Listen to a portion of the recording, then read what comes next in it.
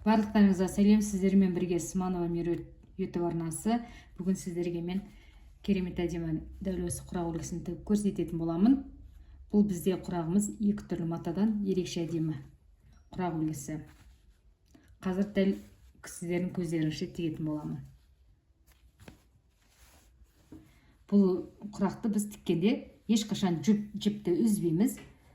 Тігілген қалай тігеміз, соңында солай аяқталады жіппен. Ешқашан үзіп қайта тікпейміз. Қалай тігілу керек екенін мұқият көрсеңіздер түсінетін боласыздар.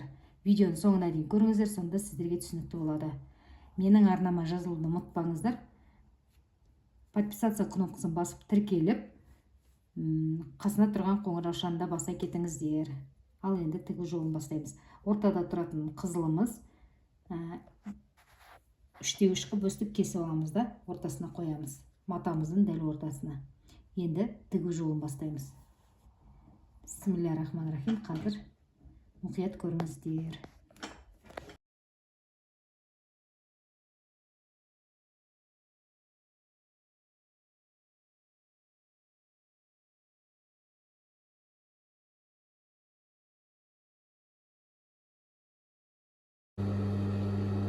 Лентамыз ұзын болады, шетінен тігіп кесіп отырамыз.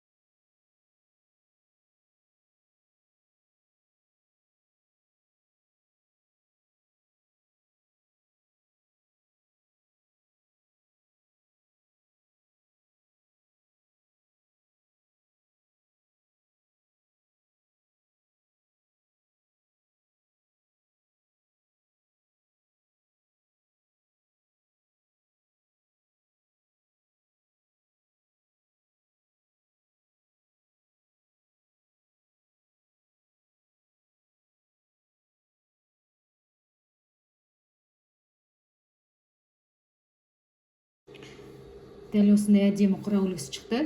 Енді артылған кішкене матасын кесіп алып тастаймыз.